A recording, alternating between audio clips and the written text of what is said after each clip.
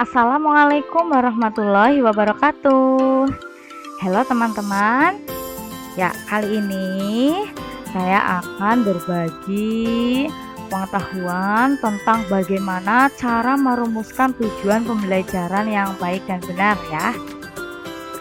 Berdasarkan apa yang saya dapatkan pada pendalaman materi di proses perancangan pembelajaran, yaitu bersama dosen saya di Universitas Negeri Manado. Nah, di sini untuk merumuskan tujuan pembelajaran kita harus mengacu ke indikator. Ya, sebelumnya saya sudah menjelaskan indikator pencapaian kompetensi itu dirumuskan berdasarkan kompetensi dasar yang kita ambil. Ya, di sini indikator pencapaian kompetensi dasarnya itu saya menggunakan KKO merinci, yaitu C4. Nah, kemudian yang kedua saya menggunakan menyimpulkan, yaitu C5.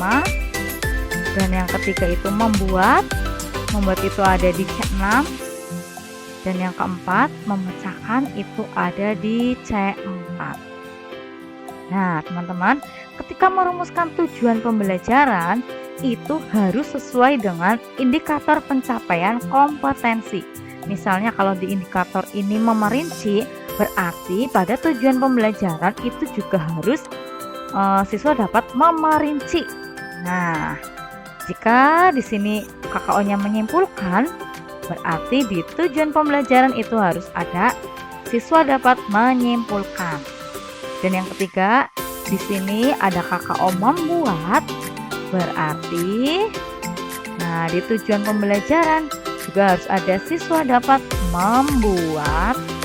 Dan yang keempat, di sini ada memecahkan, berarti di tujuan pembelajaran itu juga harus ada siswa dapat memecahkan.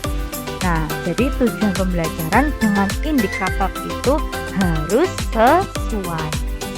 Ya, teman-teman, satu indikator ini boleh untuk lebih dari satu tujuan pembelajaran, boleh dibuat lebih dari satu tujuan pembelajaran. Jadi dibuat 2 tujuan pembelajaran boleh, 3 boleh ya untuk satu indikator. Tetapi untuk 2 indikator jika dibuat satu tujuan pembelajaran, nah itu yang tidak boleh ya. Jadi satu indikator atau masing-masing indikator itu harus dibuat minimal satu tujuan pembelajaran. Ya teman-teman, sekarang kita masuk ke cara pembuatan tujuan pembelajaran yang benar ya. Untuk membuat tujuan pembelajaran itu harus memenuhi 4 unsur, yaitu A, B, C, D.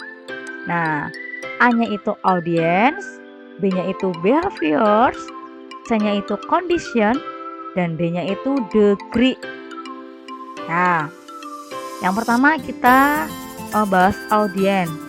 Audience itu artinya di sini itu peserta didik ya, peserta didik atau siswa. Nah, kita lihat tujuan pembelajaran saya yang pertama. Di sini audiensnya yaitu siswa. Nah, berarti sudah ada ya di sini A, audience. Kemudian yang kedua, behavior. Behavior itu tingkah laku atau aktivitas peserta didiknya. Nah, di sini berarti behaviornya itu, nah ini dapat memerinci. Nah, ini namanya behavior. Yang ketiga, C-nya itu adalah condition. Condition itu keadaan peserta didik sebelum dan sesudah melakukan aktivitas pembelajaran. Nah, kalau di sini itu saya menggunakan setelah.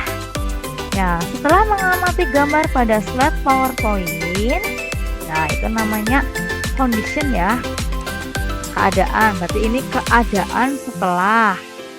Nah, setelah mengamati gambar pada slide PowerPoint, siswa dapat memerinci. Nah, itu sudah memuat ABC. Nah, sekarang yang keempat itu D. D itu artinya degree. Degree itu target yang harus dicapai. Ya, berarti nanti siswa itu apa yang harus dicapai. Nah, di sini degree-nya itu ini ya, teman-teman, ini namanya degree, ada patokannya. Kemudian ini dengan benar. Nah, itu namanya degree. Nah, sehingga rumusan tujuan pembelajaran itu setelah mengamati gambar pada slide PowerPoint, siswa dapat memerinci 5 bagian tanaman dengan benar secara tertulis. Nah, itu kita sudah buat satu tujuan pembelajaran yang memuat unsur A, B, C, D. Nah, di sini saya hanya membuat 4 tujuan pembelajaran ya. Jadi masing-masing indikator itu saya buat satu tujuan pembelajaran. Gitu ya teman-teman. Ya, yang harus selalu diingat, tujuan pembelajaran itu harus sesuai dengan indikator pencapaian kompetensi.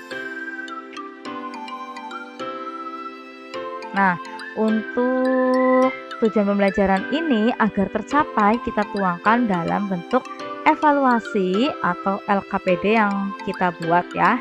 Nah, LKPD-nya atau evaluasinya juga harus memuat semua tujuan pembelajaran. Jika di tujuan pembelajarannya itu siswa dapat memerinci 5 bagian tanaman dengan benar secara tertulis, berarti nanti di LKPD-nya juga harus seperti ini. Merinci 5 bagian tanaman dengan benar secara tertulis. Nah, untuk pembuatan LKPD-nya akan saya bahas di video selanjutnya ya. Baik teman-teman, semoga bermanfaat ya. Terima kasih. Wassalamualaikum warahmatullahi wabarakatuh.